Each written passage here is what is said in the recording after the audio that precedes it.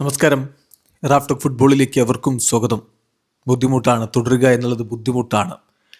Lionel Scaloni FIFA World കപ്പിൻ്റെ final മത്സരത്തിൽ സ്പെയിനിനോട് അർജൻറ്റീന പരാജയപ്പെട്ട ശേഷം മിക്സഡ് സോണിൽ സംസാരിക്കുമ്പോൾ ഒരു വിടവാങ്ങലിൻ്റെ സ്വരമുണ്ടായിരുന്നു. അദ്ദേഹത്തിന് ഇപ്പോഴുള്ള കോൺട്രാക്റ്റ് ഡിസംബർ വരെയാണ്, ഡിസംബർ 2026 വരെ. അത് കഴിഞ്ഞ് തുടരുമോ എന്നുള്ളത് ചർച്ച ചെയ്തിട്ട് വേണം. തുടരുക എന്നുള്ളത് ബുദ്ധിമുട്ടാണ് എന്ന് തന്നെ കോച്ച് പറയുന്നു. അദ്ദേഹത്തിൻ്റെ വാക്കുകളിലേക്ക് പോകാം. അദ്ദേഹം പറയുന്നു, തീർച്ചയായിട്ടും ദിസ് പ്ലേസ് ഈസ് ഇൻക്രെഡിബിൾ. ശരിക്കും പറഞ്ഞാൽ ഞാൻ സ്വപ്നം കണ്ടതെല്ലാം എനിക്ക് ലഭിച്ചിട്ടുണ്ട്. അർജൻറ്റീന ടീമിൻ്റെ കോച്ചായിരിക്കുക എന്നുള്ളത് ഒരു സന്തോഷമുള്ള കാര്യമാണ്, ഒരു യഥാർത്ഥത്തിലുള്ള ഹോണറാണ്. ഇതിനേക്കാൾ മികച്ചൊരു സ്വപ്നം എനിക്ക് കാണാൻ പറ്റില്ല. ഞാൻ ഡിസംബർ വരെ ഇവിടെ തുടരും. After that it will B difficult. I will stay until December. After that it will B difficult എന്ന് തന്നെ കോച്ച് പറയുന്നു. എന്നിട്ട് അദ്ദേഹം വിശദീകരിക്കുന്നു, ഡിസംബർ വരെ ഞാൻ തുടരും, അതിനുശേഷം I will most likely step away. ഇത് അദ്ദേഹം മിക്സഡ് സോണിൽ വെച്ച് പറഞ്ഞതാണ്. The opinion could change too obviously.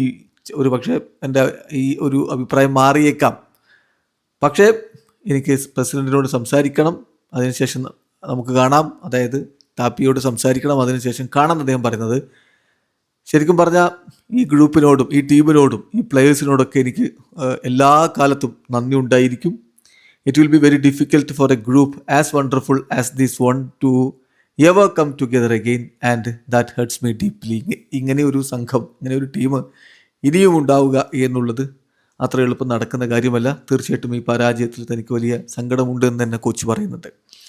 അദ്ദേഹം വളരെ വിശദമായിട്ട് അദ്ദേഹത്തിന് ഇത് മിക്സഡ് സോണിൽ വെച്ച് പറഞ്ഞതാണ്. എന്നാൽ മാധ്യമങ്ങളോട് സംസാരിക്കുന്ന സമയത്ത് അദ്ദേഹം പറഞ്ഞത്, അതായത് ഈ പ്രസ് കോൺഫറൻസിൽ അദ്ദേഹം കഴിഞ്ഞ ദിവസമൊക്കെ പറഞ്ഞിരുന്നത് ഇനി ബാക്കി കാര്യങ്ങൾ പിന്നീട് തീരുമാനിക്കാമെന്ന് തന്നെയാണ്, ഡിസംബറിന് ശേഷം തീരുമാനിക്കാമെന്ന് തന്നെയാണ്. അതിൽ ഇന്നലെ കളിക്ക് ശേഷം അദ്ദേഹം വീണ്ടും പറയുന്നുണ്ട്, ഞാൻ ലയണൽ മെസ്സിയോട് സംസാരിച്ചിട്ടില്ല. എന്നെ സംബന്ധിച്ചിടത്തോളം ഞാൻ പ്രസിഡൻറ്റുമായിട്ടാണ് സംസാരിക്കുക.